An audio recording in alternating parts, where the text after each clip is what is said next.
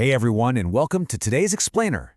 Today we're diving into a single, absolutely pivotal moment that completely reshaped global history. I want you to imagine a giant pressure cooker. It's filled with the realities of colonial rule, and it's placed on a slow, simmering burner for exactly 100 years. The lid is fastened tight with military force, massive economic extraction, and sweeping cultural changes. Well, in 1857, that pressure cooker exploded. The Indian Uprising of 1857, which is often called the First War of Indian Independence, was literally one of the biggest armed resistances to colonialism in the 19th century, anywhere in the world. Okay, let's dive into this. We're going to follow a very clear cause and effect roadmap today. We'll start by looking at that century of resentment, examine the four specific pillars fueling the fire, and identify the exact spark that ignited the subcontinent. Then we'll see why the rebellion failed militarily, the massive administrative shift that happened right after, and finally, its enduring legacy. So, starting with Section 1, a century of resentment. To really get why the 1857 explosion was so massive, we impartially need to examine the 100 years of heat building up underneath it. Let's anchor ourselves in the timeline here. We start right at the beginning of East India Company dominance, right after the Battle of Plassey in 1757. For the next 100 years, the company just relentlessly expanded through political intrigue, subsidiary alliances, and outright military conquests. And it's really important to note that the Indian population didn't just sit quietly during all this.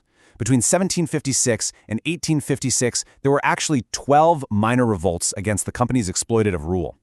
By the time the British annexed Awadh in 1856, the breaking point was officially reached. The uprising triggers in 1857, and by 1858, a whole century of corporate rule is totally dissolved.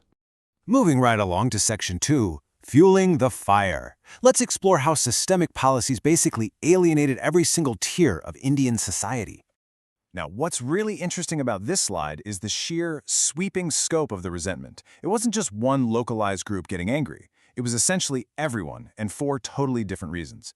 Politically, rulers were losing their lands.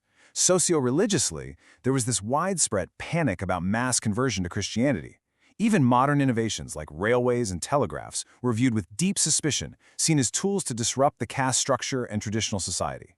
Economically, the country's wealth was being drained, pushing landowners and peasants into poverty. And militarily, the very Indian soldiers fighting for the British were facing severe discrimination when it came to pay, rank, and cultural respect.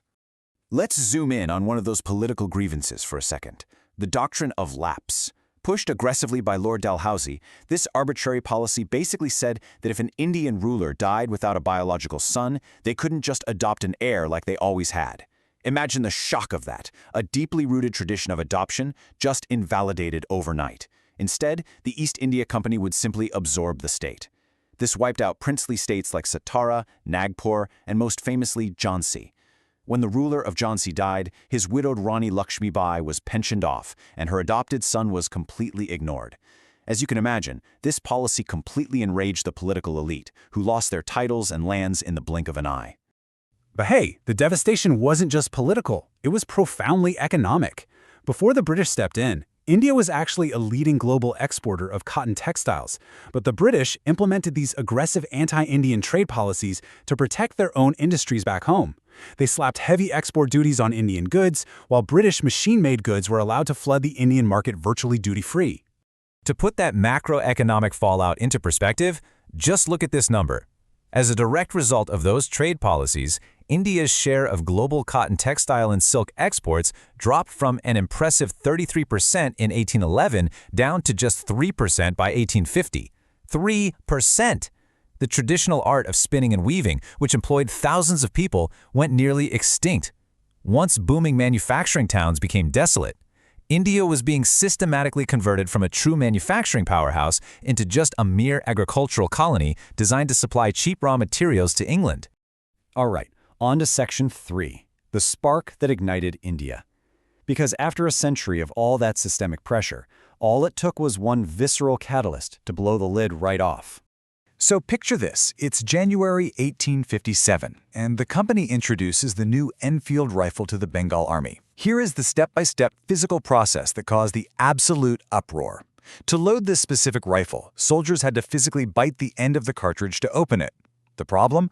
Rumors spread like wildfire and were widely believed that these new cartridges were greased with the fat of cows and pigs. Now, for Hindu sepoys, the cow is sacred. For Muslim sepoys, the pig is strictly forbidden. Forcing them to literally bite into these cartridges was perceived as a deliberate, horrific attempt to defile both of their religions. This immediate, deep religious violation was the exact spark that started the mutiny, which quickly swelled into a full-scale uprising. Which brings us to Section 4. Despite this incredibly explosive start, we impartially have to look at the historical realities of why this massive armed resistance ultimately fell short. While the sentiment across the rebellion was fiercely nationalistic, the actual execution really lacked unification. Geographically, it didn't spread everywhere. Vast regions like Kashmir, Sindh, and most of Punjab remained totally out of the fight. And it wasn't a unified class struggle either. Surprisingly, several powerful local rulers, large landlords, and big merchants actually supported the company's government, giving them crucial resources. On top of that, the rebels lacked modern weapons and central coordination. They actually broke out prematurely before a scheduled time. This gave the British, who had an open pipeline of men, money, and advanced arms coming from England, enough time to regroup and ultimately crush the rebellion. So, the crucial point is, if the uprising was fundamentally crushed by the British military, why do historians agree that it changed absolutely everything about how India was governed? That takes us to Section 5. The Crown takes control. Because this rebellion marked the absolute, definitive end of a century of corporate rule. The British government basically realized, okay, a private corporation can no longer be trusted to govern an entire subcontinent. The chaotic era of company rule gave way to a cold, bureaucratic calculation. Through the Government of India Act of 1858, power was officially transferred from the East India Company directly to the British Crown. Queen Victoria issued a proclamation promising an entirely new approach. Unlike the aggressive land grabs of the Company era, the Crown promised to honor treaties with Indian princes and officially abandon the doctrine of lapse. They also promised equal treatment, an end to religious interference, and allowing Indians into administrative offices. But here's the catch. While the rhetoric definitely softened, the actual physical control was tightened significantly. And nowhere was this tightened control more evident than in the military. Comparing the pre-1857 army to the post-1857 army, we see a dramatic, incredibly calculated reorganization based on a policy they called divide and counterpoise. The British drastically increased the ratio of European to Indian soldiers. Crucially, they strictly excluded Indian soldiers from the artillery and arsenals. No more access to the big guns. They also began mixing sepoys of different castes, creeds, and regions into the same regiments specifically so that a sense of unity could never develop again.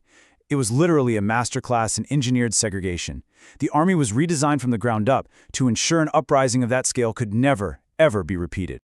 Finally, we reach Section 6, Legacy of the Uprising. Let's look at the long-term political and social impact on both the British strategy and the Indian populace. The legacy here is deeply complex. On one hand, you had increased economic exploitation. Now India was being drained by the British nation as a whole, paying for massive administrative salaries, foreign wars, and guaranteed dividends on British investments. The British also formalized divide and rule policies, deliberately driving wedges between Hindus and Muslims and between the wealthy feudal princes, who they now protected, and the ordinary peasants. The uprising also marked the final complete end of the Mughal Empire, as Bahadur Shah Zafar was deported to Rangoon. But, out of all this massive suppression, something entirely new was born. And this brilliantly illustrates the ultimate historical irony of the 1857 uprising. Yes, it was militarily defeated, but the stories of the sacrifices made by figures like the Rani of Jhansi, who essentially became India's Joan of Arc, remained an unfailing source of inspiration. It transformed from a military mutiny into a powerful, uniting symbol of resistance for future generations. It forces us to ask a final, provocative question.